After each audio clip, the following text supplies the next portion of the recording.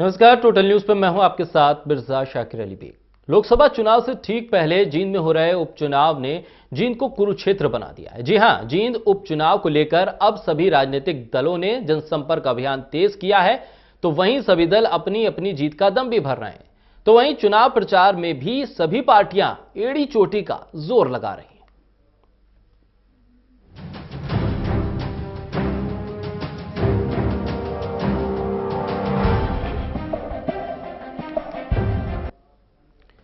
तो आज की खास चर्चा में हमारे साथ खास मेहमान बने हुए हैं। भारतीय जनता पार्टी के प्रवक्ता डॉक्टर संजय शर्मा आज हमारे साथ इस चर्चा का हिस्सा बन रहे हैं, तो वहीं कांग्रेस की तरफ से केवल ढींगरा हमारे साथ चर्चा में हिस्सा ले रहे हैं।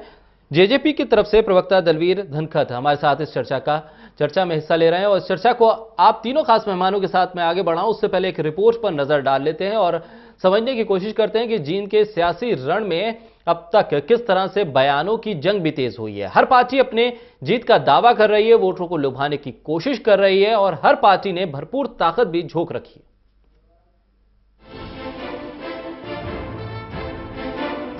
जींद उपचुनाव अब सियासी रण का कुरुक्षेत्र बन गया है।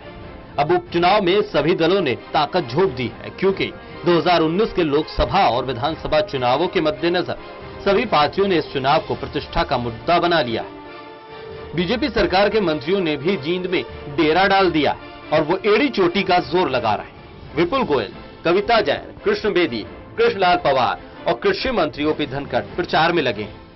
वहीं कैबिनेट मंत्री अनिल विज ने जींद उपचुनाव को लेकर जीत का दावा किया और कहा कि बीजेपी के मुकाबले कोई भी पार्टी नहीं है। विज ने कहा, सुरजेवाला को सभी कांग्रेसियों ने ट्रैप किया है। जींद उपचुनाव में भारतीय जनता पार्टी जीतेगी, कोई भी पार्टी हमारे मुकाबले में नहीं है और इनका कुछ नहीं है सारी पार्टियों का। कांग्रेस से आपस में लड़ रहे हैं। सुरजेवाला को ये जो भिन्न भिन्न कांग्रेस के ग्रुप हैं, इन्होंने सुरजेवाला को ट्रैप करने के लिए इस चुनाव में खड़ा किया। उधर बीजेपी के लिए एक मुश्किल उसके ही पूर्व प्रत्याशी सुरेंद्र बरवाला ने खड़ी कर दी। टिकट न मिलने से नाराज बरवाला ने अपने समर्थकों के साथ जींद में सभा की, लेकिन अपने पत्ते नहीं खोले। बरवाला ने कहा कि वो मुख्यमंत्री से मुलाकात कर गिले शिकवे दूर करेंगे और अगर बात नहीं बनी तो बाकी विकल्प भी खुले। क्या अब इस उपचुनाव में आप बीजेपी के साथ रहेंगे? मैं ये पूछना चाहूंगा, उनसे मिलूंगा, बात होंगी कि आप इस जनता को विकास के लिए, जन पिछड़ेपन को करने के लिए क्या ताकत दोगे जनता को, और वो ताकत काम किस ढंग से करवाओगे, ये मैं उनसे भी पूछूंगा और विपक्ष मुख्यमंत्री जी से पूछेंगे सारे। हाँ, सबसे पूछूंगा। कांग्रेस के उम्मीदवार रणदीप सुरजेवाला ने कंडेला गांव में चुनाव प्रचार किया। वहीं जेजेपी के उम्मीदवार दिग्विजय चौटाला भी चुनाव प्रचार में लगे हुए। सबसे बड़ा मुद्दा है जींद की माटी और जींद का विकास। वो कह रहे हैं कि हम बदला लेंगे, मैं कह रहा हूं कि हम बनाएंगे। वो कह रहे हैं कि हम मिटा देंगे, मैं कह रहा हूं कि हम संवार देंगे। खट्टर साहब कह रहे हैं कि हम लड़वा देंगे, हम कह रहे हैं कि हम जोड़ देंगे। यही उनमें और हमें अंतर है। दरअसल जींद उपचुनाव हरियाणा के सेमीफाइनल के तौर पर देखा जा रहा है और जींद उपचुनाव को लेकर हर दल ने अपनी पूरी ताकत झोंक दी। Haryana desk, total news. तो चर्चा की शुरुआत करेंगे। संजय शर्मा जी, आपके पास आऊंगा। आपके पूर्व प्रत्याशी नाराज नजर आ रहे हैं, नाराजगी में जनसभा भी करते हैं, अपने समर्थकों की राय लेते हैं और कहते हैं कि सारे विकल्प खुले हैं। संजय जी। शाकिर जी, देखिए, जो पार्टी के लिए टिकट मांगने वाले लोग होते हैं, स्वाभाविक रूप से उनके मन में ये इच्छा रहती है, राजनीतिक दल में है, विधायक बनने की इच्छा रहती है। सुरेंद्र बरवाला जी भारतीय जनता पार्टी के वरिष्ठ नेता हैं, पिछला विधानसभा चुनाव उन्होंने लड़ा और अभी भी बहुत मजबूत नेता के नाते जींद में स्थापित है। तो पार्टी उनका पूरा मान सम्मान करती है, उनकी पूरी इज्जत करती है। लेकिन जो चुनाव है उसकी एक रणनीति होती है, उस रणनीति के आधार पर ही चुनाव लड़ा जाता है। और चाहने वाले टिकट के बहुत होते हैं, लेकिन टिकट किसी एक को ही दिया जा सकता है। तो वो टिकट आज श्री डॉक्टर कृष्ण मिड्डा जी को दी हुई है।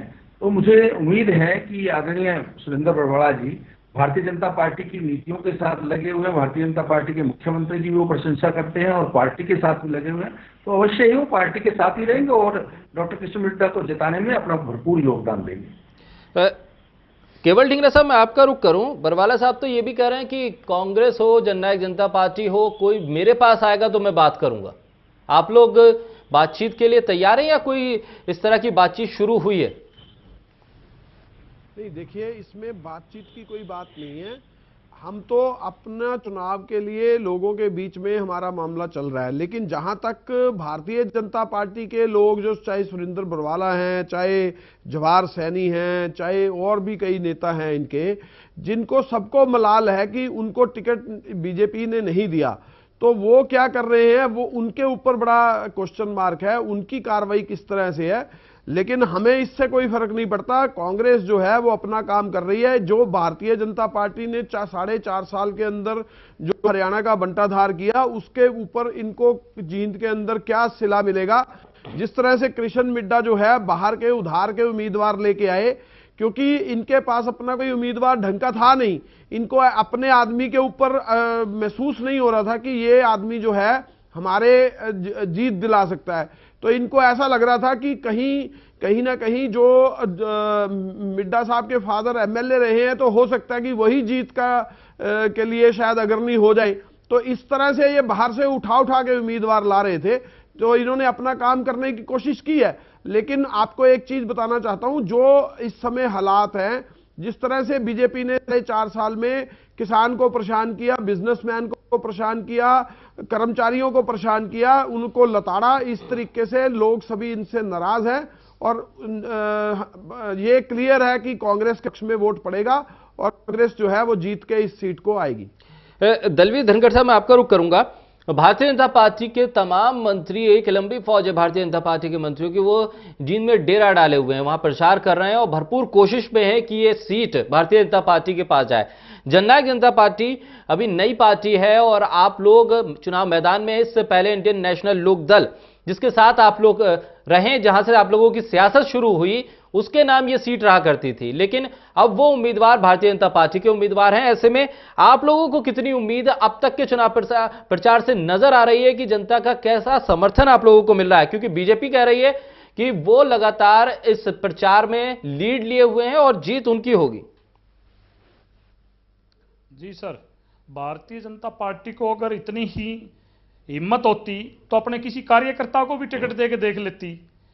क्योंकि आपको पता है, पिछला चुनाव भी इन्होंने इंडियन नेशनल लोक दल से सुरेंद्र बरवाला जी को टिकट दिया था। अब 4.25 साल इनको हरियाणा में हो गए और तकरीबन 4.25 साल केंद्र में हो गए। एक अपने कार्यकर्ता को टिकट देने की हिम्मत नहीं जुटा पाए। आदरणीय स्वर्गीय हरचंद मिड्डा जी के भावनाओं की वोट प्राप्त करने के लिए इन्होंने कृष्ण मिड्डा को टिकट दिया है। ये तो भारतीय जनता पार्टी की बात है। और जहां तक मैं बात एक पूछना चाहूंगा, केवल ढींगरा मेरे पुराने जानने वाले, मैं उनसे एक सवाल पूछना चाहता हूं। और रणदीप सुरजेवाला जी को कैथल से जो विधायक हैं, उनको ये क्या बनाना चाहते हैं? जींद में लाके क्या बनाना चाहते हैं? विधायक तो बने हुए हैं। जहां तक के रणदीप सुरजेवाला जी बात करें, जींद की मिट्टी की बात कर रही हैं।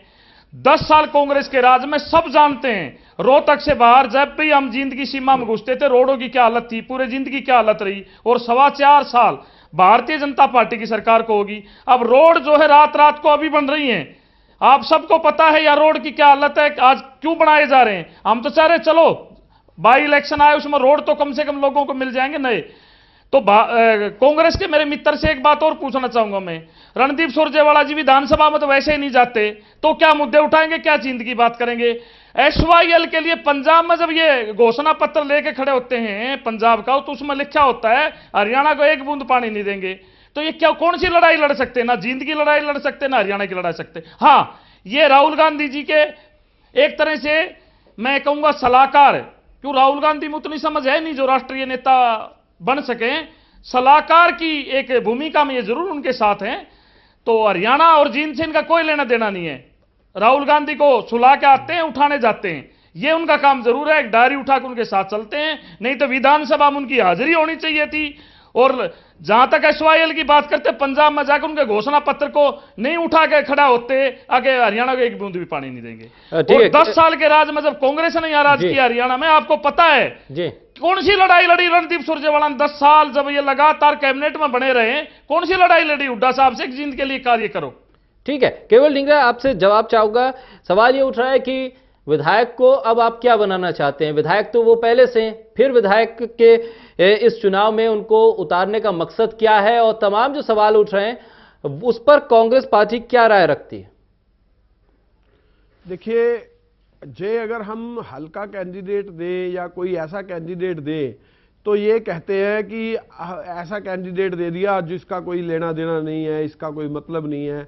हमने जींद का प्रॉपर रहने वाले का, जहां से वो बिलोंग करते हैं, वहां का स्थानीय उम्मीदवार दिया तो भी इनको प्रॉब्लम है।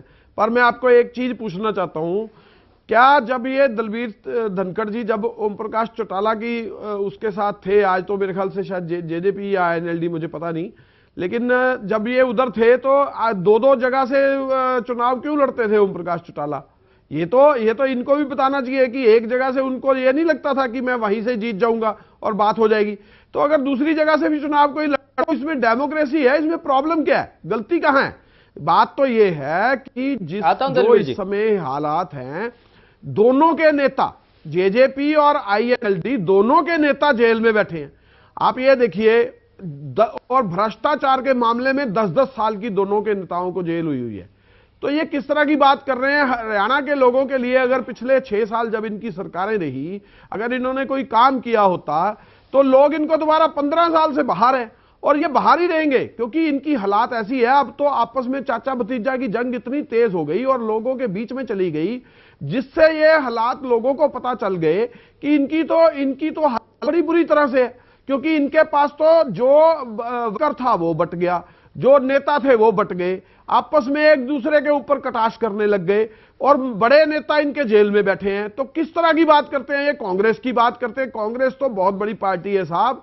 कांग्रेस का काम जो है वो 10 साल मुख्यमंत्री रहे हुड्डा साहब, इतना कांग्रेस को जो हरियाणा को ऊपर लाने का काम किया, इतना बजट इंक्रीज करने का काम किया, जहां तक हरियाणा एक 14वें स्थान पे आता था उसको लाने का काम किया।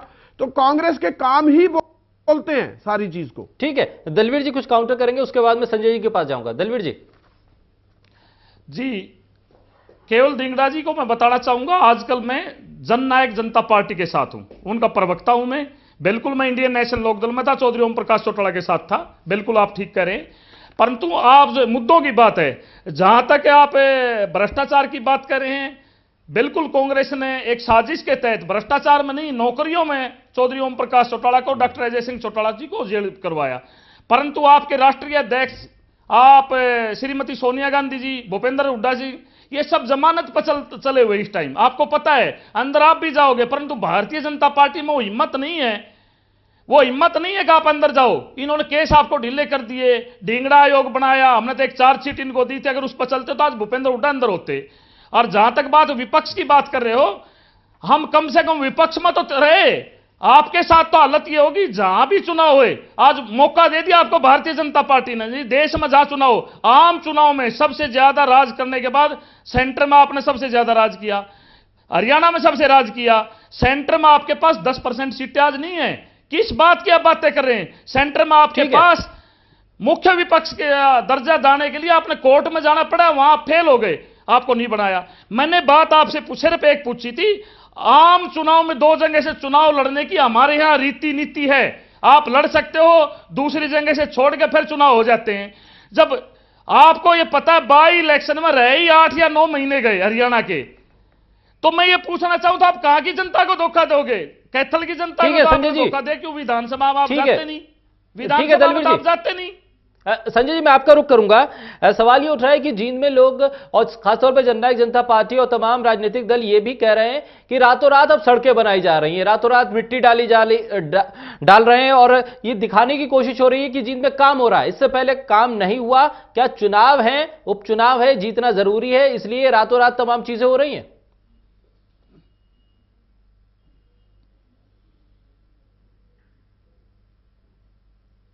जी संजय।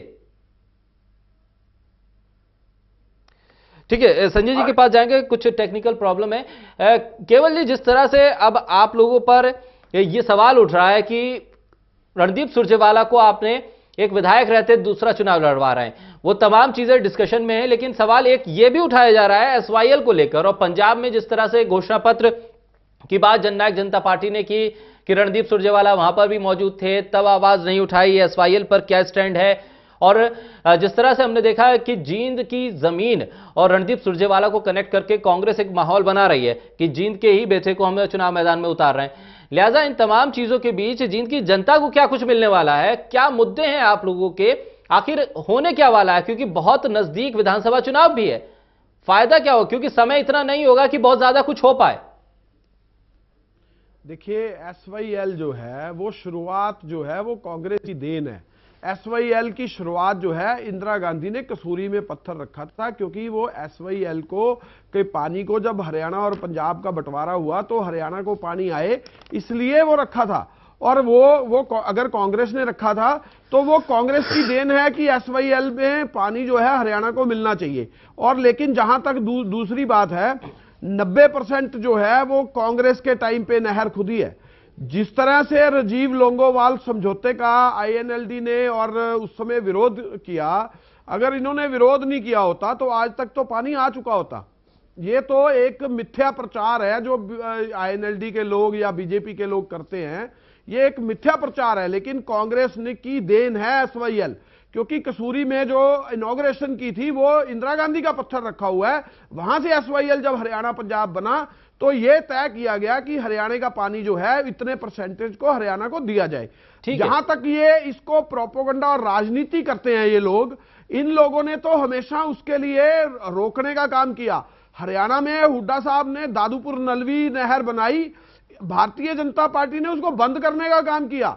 आज उन लोगों को मुआवजा भी नहीं मिला जिन लोगों को जमीन वापस कर दी दादूपुर नलवी की। जो इतना पैसा लगा जिसको दादूपुर नलवी को, जिसमें पानी का सिस्टम हरियाणा के लोगों को मिलना था, भारतीय जनता पार्टी की सरकार ने उसको उल्ट कर दिया।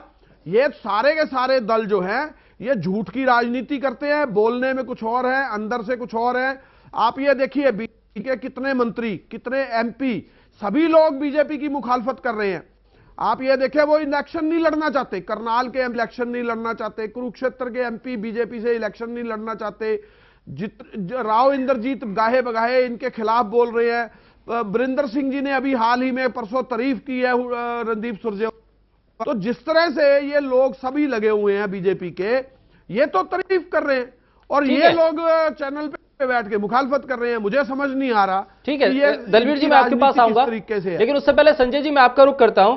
संजय जी, ये कहा जा रहा है कि जींद में इस वक्त रातों रात सड़कें बनाई जा रही हैं, मिट्टी डाली जा रही है और सड़कों का काम चल रहा है। उपचुनाव का ये असर है या ये काम पहले से होने वाले थे या पाइपलाइन में थे, क्या कुछ स्थिति है? मेरी आवाज आ रही है आपको? जी बिल्कुल।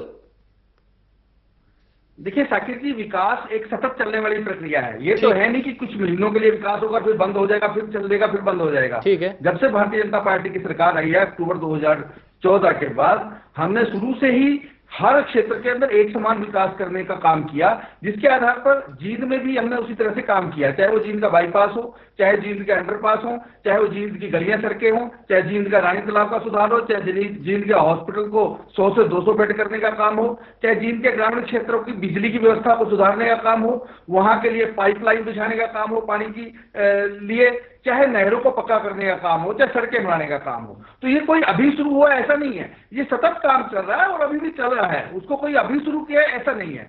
ठीक है। बात जो आप अभी बात कर रहे थे दूसरे दलों के प्रत्याशियों की, देखिए सुरजेवाला क्यों प्रत्याशी बन करके आए कि एक जो सिटिंग विधायक है उसको चुनाव लड़ने की मजबूरी क्यों हुई? उसका कारण यह था कि कांग्रेस के पास कोई ऐसा भी चेहरा नहीं था, ऐसा नेता नहीं था जिसको भारतीय जनता पार्टी के मुकाबले में खड़ा करके कोई चुनाव लड़ने की स्थिति में खड़े होते।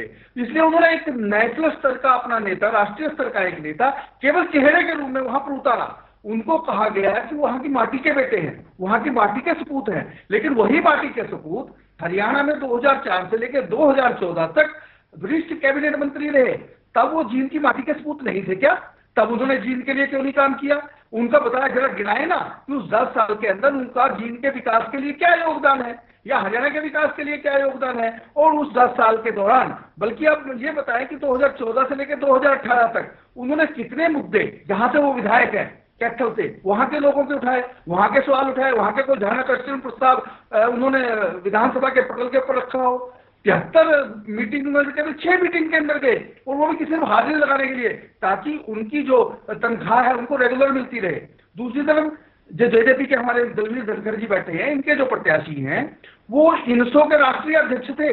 इनसो मतलब इंडियन नेशनल जो स्टूडेंट ऑर्गेनाइजेशन है, स्टूडेंट ऑर्गेनाइजेशन का जो काम है वो कॉलेज स्तर पर होता है, वो कॉलेज में होता है। लेकिन अब पता चला जब वो एफिडेविट फाइल करते हैं कि वो तो कॉलेज में कभी गए ही नहीं, वो तो +2 के स्टूडेंट्स रहे हैं, सिर्फ +2 पास उन्होंने की है।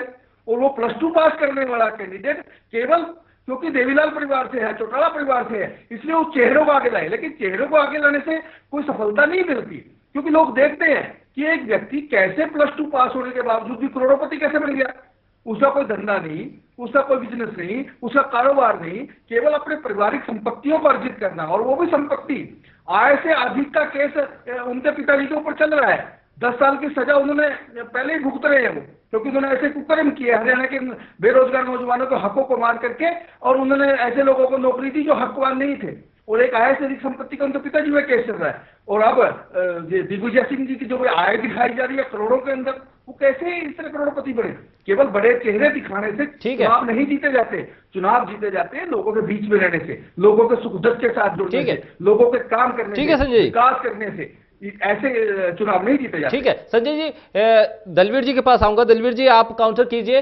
जननायक जनता पार्टी और आपके उम्मीदवार पर तमाम चीजें संजय जी की तरफ से आई, उसके बाद केवल ढींगरा जी मैं आपके पास आऊंगा। दलवीर जी।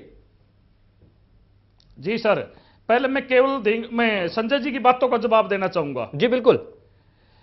जिस तरह से इन्होंने पढ़ाई कॉलेज की बात की, मैं संजय भाई को बताना चाहूंगा, ठीक है आज कुछ बोल रहे हैं, अपने राष्ट्रीय अध्यक्ष की एक तरह से बुराई कर रहे हैं। राजनाथ जी राष्ट्रीय अध्यक्ष थे, जब हमारे नेताओं को जेल में डाला गया तो उन्होंने साफ शब्दों में कहा था हमारे साथियों को साजिश के तहत। प्लीज आप मत बोलो बीच में, कोई आपका बोलता नहीं, पता नहीं क्या आदत बिगड़ गई आपकी राष्ट्रीय पार्टियों की। ठीक है दलवीर जी, किसी को बोलने नहीं दोगे? ठीक है। क्यों सवाल कर रहे हो आप? ठीक है दलवीर जी, सवाल जब आपका नंबर आए जब करना। ठीक है, आप अपना जवाब दीजिए। आपका नंबर आए जब करना ना, कोई आपके बीच में नहीं बोलता। आपकी आदत पता नहीं कितनी खराब हो चुकी है। ठीक है दलवीर जी, जवाब कैंडिडेट तो आप 4 साल में 5 साल में ढूंढ नहीं पाए जींद में। ठीक है, मैं एक बात बताना चाहता हूं मेरे मित्र को, डॉक्टर साहब को एक बात बताना चाहता हूं जी। कानून की पढ़ाई पढ़ने विदेश में गए थे, जब साजिश के तहत दादा और पिता को जेल में डाल दिया गया कांग्रेस ने, तो भारतीय जनता पार्टी के उस समय के राष्ट्रीय अध्यक्ष श्री राजनाथ जी ने साफ शब्दों में कहा था हमारे मित्रों को कांग्रेस ने साजिश के तहत जेल के अंदर किया। तो ये भावना इनके अंदर नहीं है, ये समय समय की भावनाएं होती भारतीय जनता पार्टी में।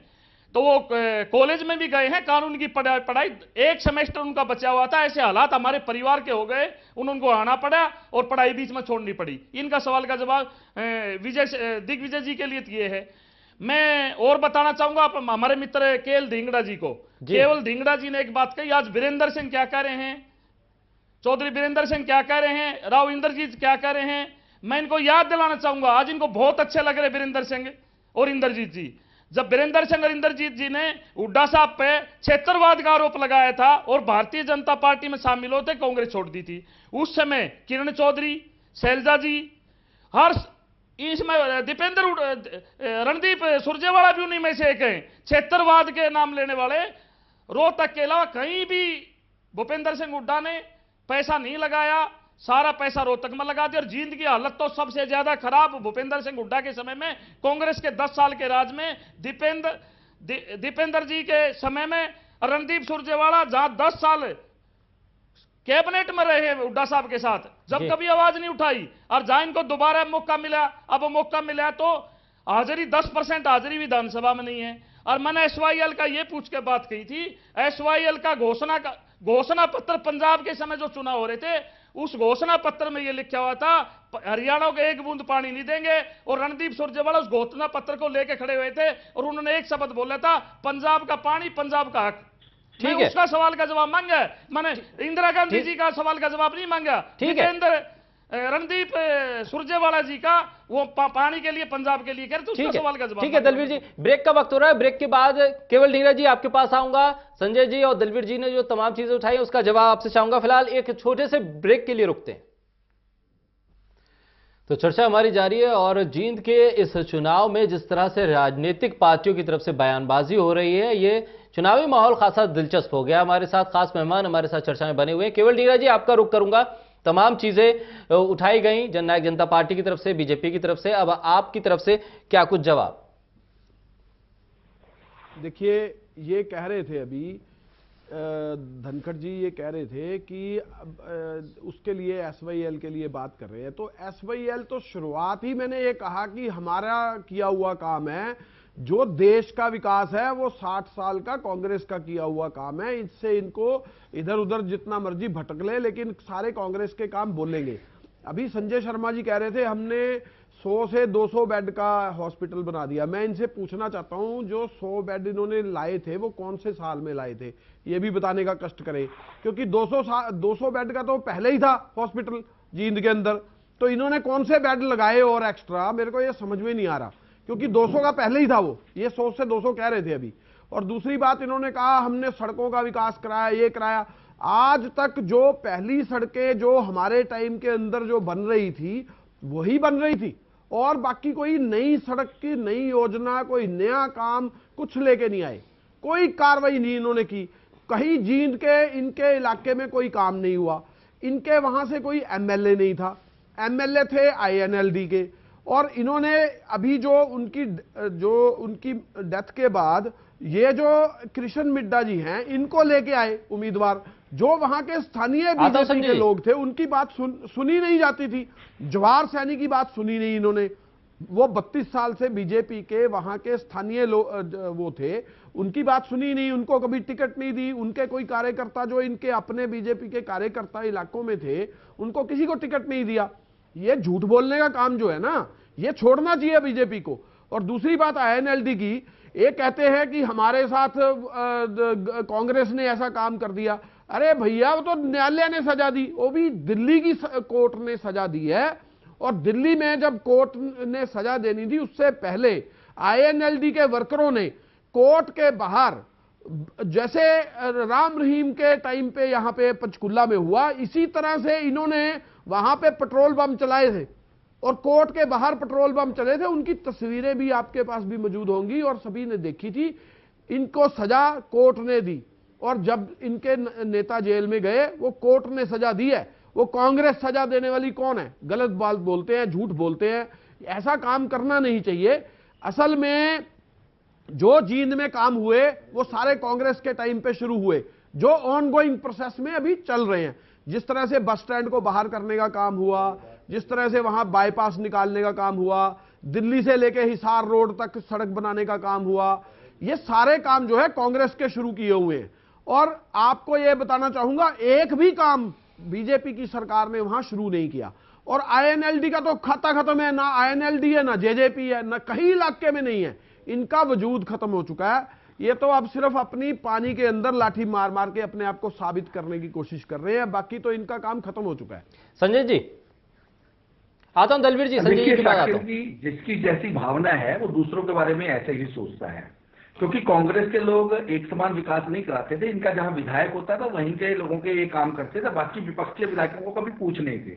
इसलिए वो भारतीय जनता पार्टी के बारे में भी इस तरह की अनगल बातें कर रहे हैं। अरे चाहे वो जींद का विधायक इनेलो का रहा हो, चाहे कांग्रेस का विधायक कैथल से रहा हो रणदीप सुरजेवाला, भारतीय जनता पार्टी के मुख्यमंत्री आदरणीय मनोहर लाल जी ने हर क्षेत्र में एक समान विकास किया है। हर जगह विकास के लिए एक समान पैसा दिया है।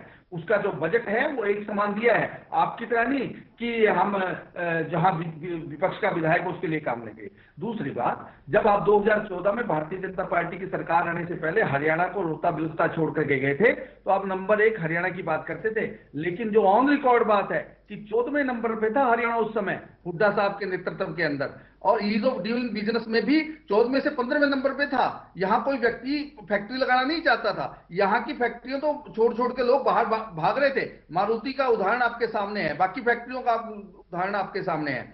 यहाँ के किसानों की बेशकीमती जमीनों को किस तरह से हुड्डा साहब ने उनको हड़पा, जिसके कारण से आज 4-4 मुकदमे उनके ऊपर दर्ज हुए हैं और वो जेल के मुहाने पर बैठे हैं। कब जेल में चले जाएंगे पता नहीं। तो ऐसे कांग्रेस के शासन को लोग याद करके आज रो रहे हैं कि ऐसे लोग फिर हमारे बीच में हमारे वोट किस मुंह से मांगने के लिए आ रहे हैं।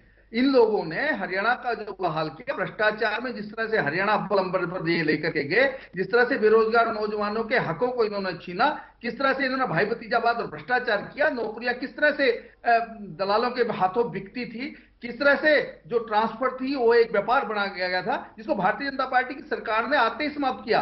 आज ऑनलाइन ट्रांसफर होती हैं, आज बेरोजगार नौजवानों को मेरिट के आधार पर नौकरियां मिलती हैं। यानी कि जो भी काम है वो सारा व्यवस्था परिवर्तन के माध्यम से एक समान हो रहा है, सबको एक आंख से देखा जाता है, कांग्रेस की तरह से नहीं, जातिवाद, भ्रष्टाचार और क्षेत्रवाद की तरह। ठीक है दलवीर जी, काम गिना दो जो जींद में आपने किए। आता हूं केवल जी आपके पास। भैया आपके झूठ बोलने से सारे काम थोड़ी छुप जाएंगे। जींद की जनता बता देगी 28 तारीख को वोट डाल करके, जब ईवीएम 31 तारीख को खुलेगी उस दिन आपको पता लग जाएगा कि हमने क्या विकास के काम किए हैं, पूरी फहरिस्त है कामों की। ठीक है दलवीर जी, संजय जी कह रहे हैं कि बहुत कुछ काम किए हैं जींद में बहुत काम हुए हैं और सरकार ने समान रूप से काम किया है। दलवीर जी, क्या जींद में आपको कोई विकास का काम होता हुआ दिख रहा है? जो दावा है सरकार का उसे कितना दुरुस्त मान रही है Jannayak Janta party? Sir, doctor Sanjay Singh ji को मैं बताना चाहूंगा, स्वर्गीय हरिचंद मिड्डा जी जिस समय विधानसभा में आखिरी सत्र में उन्होंने पैरवी की थी जींद की, तो उन्होंने मुख्यमंत्री जी को एक रिक्वेस्ट करी थी आंखों में आंसू लाके, मुख्यमंत्री जी मैं क्या जवाब दूं जींद की जनता को, कृपया करके जो मैंने काम बताए ये काम कर दे ताकि मैं जींद में रह सकूं और आप विधानसभा में यहां बैठ सको, तो मैं आपको अगली बार आऊं तो ये क्वेश्चन ना पूछने पड़े। तो ये हालत तो थी विकास की जींद की पुराने टाइम की। आज मैं करूं भारतीय जनता पार्टी मान रहा हूं मैं, विकास हो रहा है। कितने दिन में? पिछले 5-7 दिन से रोड बन रही है और इनके पास इतनी ही ताकत थी, इतना ही काम किया था, तो अपने किसी कार्यकर्ता को टिकट दे के देख लेते, पता लग जाता।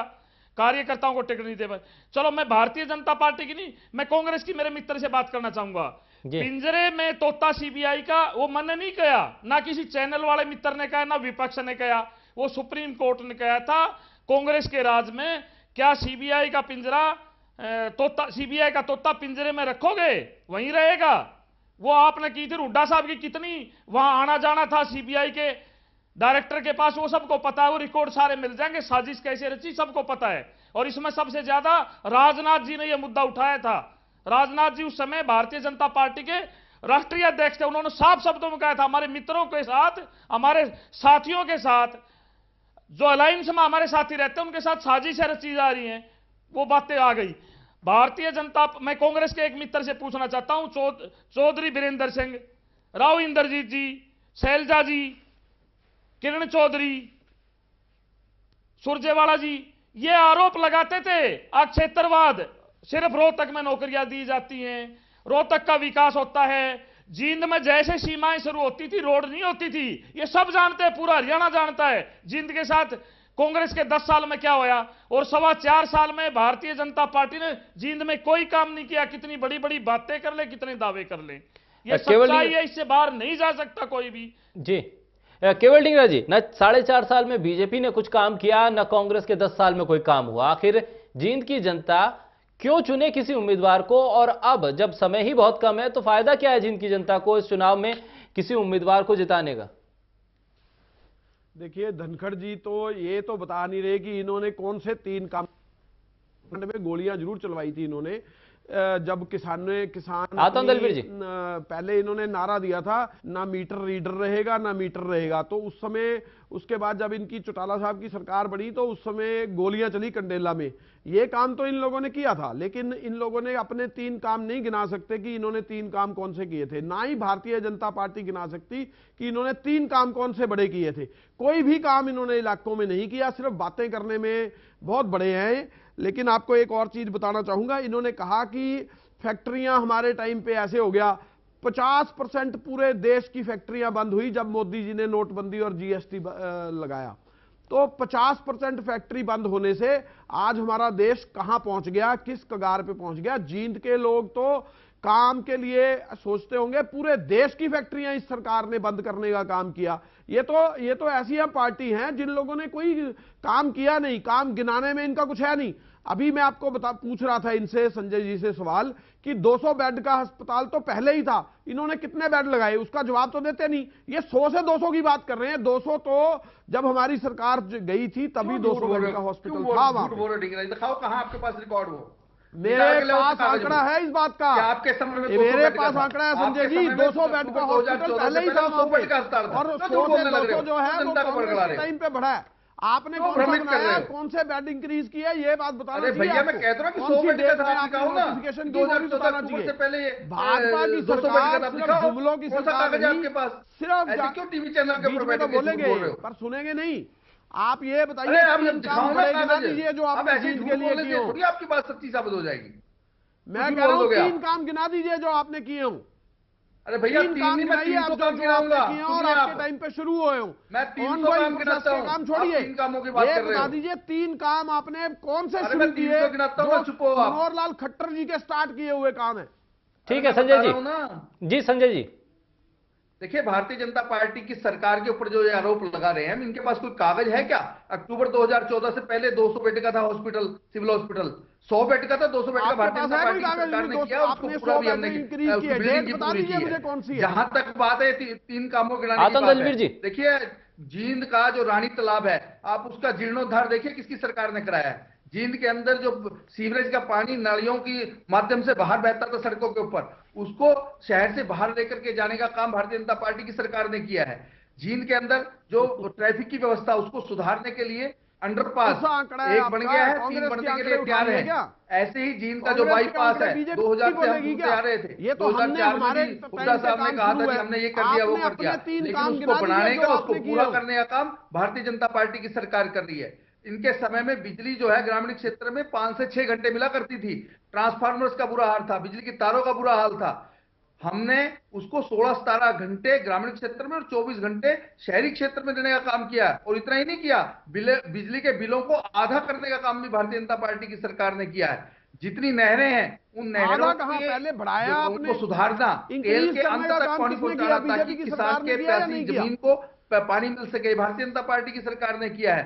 लगभग 600 किलोमीटर पाइपलाइन जिससे कि पीने का पानी लोगों को मिले, ये भारतीय जनता पार्टी की सरकार ने किया है। क्या क्या काम गिनाऊं तो ये तो मुझे जो बहस का समय है इसी विकास के कार्य में गिनाने के लिए बीत जाएगा। लेकिन कांग्रेस के लोगों की आदत है कि झूठ को 100 बार बोलो। जैसे राहुल गांधी देश में चिल्लाते हुए घूम रहे हैं, जवाब नहीं देते, संसद के अंदर सिर्फ बोल करके भाग जाते हैं, राफेल राफेल राफेल में भ्रष्टाचार, लेकिन उसका जो जवाब पत्रकार करते हैं या भारतीय जनता पार्टी के मंत्री और दूसरे उसका जवाब जाने क्यों, केवल ये इनका कुंडली है, लेकिन काट की अंडी बार बार नहीं चढ़ती। और लोग 31 तारीख को जब रिजल्ट आएगा दिखा देंगे कि कहां सुरजेवाला है और कांग्रेस की औकात क्या है। लेकिन केवल ढींगरा जी, जब से आपने रणदीप सुरजेवाला को मैदान में उतारा है, मुकाबला खासा दिलचस्प हो गया है। जब कांग्रेस को लोग एक कह रहे थे कि शायद ये रेस में नहीं है, लेकिन अब ऐसा लग रहा है कि चुनाव में काफी दिलचस्पी अब लोगों की बढ़ती जा रही है। 3 हैवीवेट उम्मीदवार मैदान में दिखाई दे रहे हैं। दलवीर के पास, दलवीर जी मैं आपका रुख करूंगा, आता हूं केवल जी आपके पास। दलवीर जी, संजय जी कह रहे हैं कि बहुत विकास हुआ है जींद में, और आप लोग कहते हैं कि विकास नहीं हुआ। दलवीर और संजय जी कह रहे हैं कि मेरे पास, उनके पास आंकड़े हैं, समान रूप से पूरे प्रदेश में विकास हुआ है, जींद में भी विकास हुआ है। अस्पताल का जिक्र कर रहे हैं, नालियों का जिक्र कर रहे हैं, कह रहे हैं तमाम काम तो हुए हैं जींद में। सर मैं आपको बताना चाहूंगा, जींद की बात नहीं, जब पूरे हरियाणा की अगर बात कर रहे हैं तो कुछ दिन पहले गुड़गांव में एक प्रेस कॉन्फ्रेंस होती है जिसमें गुड़गांव की मेयर मधु आजाद जी, वहां की विधायक पटौदी से, कैबिनेट के मंत्री बनवारी लाल जी और 3 विधायक, एक मंत्री 3 विधायक, और उन्होंने सीधा सीधा आरोप लगाया बिल्कुल कोई काम नहीं हो रहा, अफसर हमारा कहना नहीं मान रहे। वो एक अलग बात है, मैं उसको याद दिलाना चाहूं डॉक्टर साहब को। मैं एक बात, दोनों राष्ट्रीय पार्टियां आज यहां बैठी हुई हैं, ठीक है, कांग्रेस के ऐसे हालात खराब हो गए, 10% सीटें इनको देश में किसी राज्य में भी मुख्य विपक्षी दल का दर्जा नहीं मिला। दिल्ली में 15 साल राज करने के बाद 0 सीट मिली थी इनको, ठीक है। भारतीय जनता पार्टी को एक मौका मिला था जी। नरेंद्र मोदी जी देश के ऐसे प्रधानमंत्री बने जो बहुत सालों बाद, राजीव गांधी जी के बाद बहुमत की सरकार लेके आए, ठीक है, और इनको एक मौका मिला था कांग्रेस को देश से भगाने का जी। और ऐसे हालात भी बन गए थे, कांग्रेस को देश से भगाने के हालात बन गए थे। परंतु भारतीय जनता पार्टी की कमजोरियां और जो क्षेत्रीय दल ना होने की वजह से, जिन जिन राज्यों में चुनाव हुए जहां क्षेत्रीय दल थे वहां लोगों को क्षेत्रीय दलों को मौके मिले हैं, नहीं तो भारतीय जनता पार्टी कांग्रेस को बराबरी पर लाके और कांग्रेस को राज्य सौंप दिए। जैसे मध्य प्रदेश है, छत्तीसगढ़ है, आप राजस्थान देख लीजिए, वहां विकल्प नहीं था कोई, मैं फिर कहता हूं, हरियाणा में विकल्प है क्षेत्रीय दल का, जननायक जनता पार्टी का, युवाओं की आवाज उठाने वाले का, युवाओं के लिए बात करने वाले का। 5.25 साल जिस व्यक्ति ने लोकसभा में अपने देश का पूरी दुनिया में नाम किया हो, वो व्यक्ति हमारे पास चेहरा है। और हरियाणा की जनता युवा को चुनना चाहती है। भारतीय जनता पार्टी कांग्रेस सिर्फ और सिर्फ बातें करने में माहिर है, विकास इनके बस की बात नहीं है। अगर विकास इनके बस की बात होती तो कांग्रेस को इस देश में दोबारा मौका नहीं मिलता। देश की जनता ने भारतीय जनता पार्टी को बहुमत की सरकार देके ये मौका दिया था। ठीक है केवल ढींगरा जी, जननायक जनता पार्टी विकल्प की राजनीति कर रही है और हरियाणा में वो एक मजबूत विकल्प है और ये तमाम चुनाव दोनों राष्ट्रीय पार्टियों के खिलाफ वो लड़कर एक विकल्प की राजनीति करना चाहते हैं हरियाणा में। आप लोगों के पास अब क्या कुछ मुद्दा रहेगा, क्योंकि जींद का चुनाव एक तरह से कहा यह जा रहा है सेमीफाइनल है, नतीजे जो कुछ भी हो लेकिन प्रभाव दूरगामी होगा। देखिए, जींद में विकास के मुद्दे रहेंगे। जिस तरह से कांग्रेस ने बहुत विकास किया जींद के अंदर, वही विकास के मुद्दे रहेंगे। जहां तक INLD की बात है या JJP की बात है, तो आप ये समझे कि इन्होंने भ्रष्टाचार के मामले में इनके नेता जेल में बैठे हैं। ये लोगों ने 5 साल जो ग्रीन ब्रिगेड जिस तरह से इलाकों में काम करती थी, जिस तरह से लूट खसूट होती थी, जिस तरह से खड्डे खोद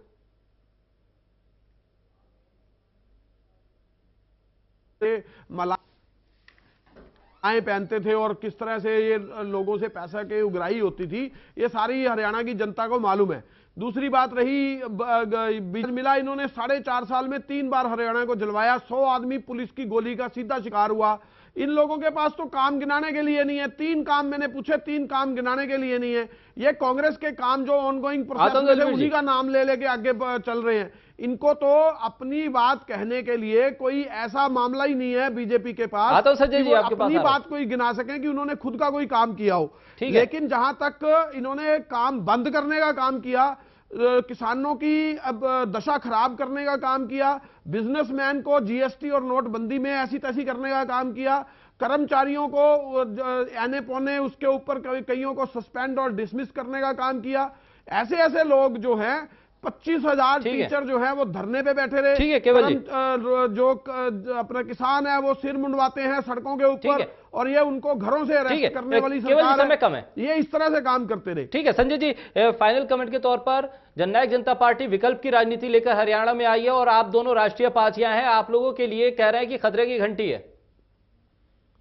देखिए, विकल्प कैसे हो सकती है JJP, क्योंकि वो तो एक इंडियन नेशनल लोकदल से निकला हुआ एक बच्चा है और इंडियन नेशनल लोकदल और JJP दोनों परिवारवादी पार्टी है। परिवारवादी पार्टियां कभी भी किसी भी पार्टी का विकल्प नहीं हो सकती और उस परिवारवादी पार्टी ने दिखा दिया है दिग्विजय सिंह को वहां चुनाव में उतार करके कि वो परिवार से बाहर सोच ही नहीं सकते। सत्ता उन्हें उनके लिए सेवा का साधन नहीं है, सत्ता उनके लिए लूट खसोट का साधन है, ताकि सत्ता के माध्यम से धन दौलत को अर्जित किया जाए और अपने लोगों को सत्ता का लाभ का बंटवारा किया जाए। इसके अलावा और कुछ नहीं है। हमारी सरकार जो कि समाज के अंतिम व्यक्ति के लिए काम करना चाहती है, भारतीय जनता पार्टी की सोच सत्ता के माध्यम से सेवा करना है। सत्ता एक साधन है लोगों के लिए काम करने के लिए। इसी के कारण से आज हमने पूरे हरियाणा को ODF किया है, यानी कि खुले में शौच मुक्त किया है। पूरे हरियाणा को हमने केरोसिन मुक्त किया है। हमने हरियाणा की गरीब औरतों को चूल्हा जलाने से मुक्ति दी है। हर गरीब महिला को सिलेंडर फ्री में भारतीय जनता पार्टी की सरकार ने दिया है। ये भारतीय जनता पार्टी की सोच है, ताकि व्यक्ति अपने पैरों के ऊपर खड़ा करे। उसमें तो स्टार्टअप वाली बात हो, हरियाणा के हर व्यक्ति का, गरीब से गरीब व्यक्ति का बैंक में अकाउंट भारतीय जनता पार्टी की सरकार ने खुलवाया। दलवीर जी और संजय जी, माफी चाहूंगा, समय कम है मेरे पास, समय खत्म हो रहा है। आप तीनों ही मेहमानों का बहुत शुक्रिया। इस चर्चा को मैं कंटिन्यू करेंगे जिन चुनाव को लेकर और तमाम हरियाणा के राजनीतिक परिदृश्य को लेकर लगातार हम चर्चा करते रहेंगे। फिलहाल आज चर्चा का समय समाप्त हो रहा है, मेरे पास समय की कमी है। दलवीर जी आपका बहुत बहुत शुक्रिया, केवल ढींगरा साहब आपका शुक्रिया, संजय शर्मा साहब आपका बहुत शुक्रिया। तीनों मेहमानों ने इस चर्चा को सार्थक बनाया और जींद उपचुनाव में जिस तरह से बयानबाजी राजनेताओं की तरफ से आ रही है और तमाम मुद्दे उठाए जा रहे हैं, उससे देखकर तो यही लग रहा है कि जब तक मतदान होगा तब तक जो तमाम राजनीतिक दल हैं उनकी तरफ से एक माहौल जो बनाया गया है वो खासा दिलचस्प होने जा रहा है और जींद के इस उपचुनाव में क्या कुछ नतीजे निकल कर आएंगे वो खासे दूरगामी हो सकते हैं। फिलहाल रुकेंगे एक छोटे से ब्रेक के लिए।